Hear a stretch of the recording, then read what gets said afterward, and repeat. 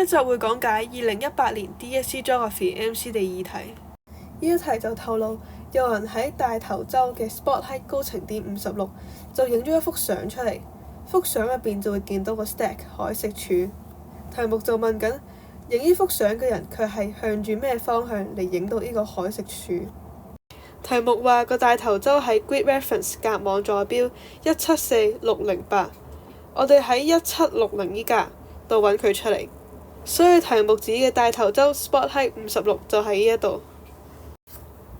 North, East, South, West 東南西北，因為幅圖係見到個 stack 喺度，而5分洲係一個 stack，所以個攝影師企喺大頭洲 spot height 56望過去5分洲度，呢個方向叫做西南偏南 SSW。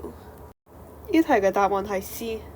想知道啲 map reading 技巧就嚟睇地圖閱讀系列啦。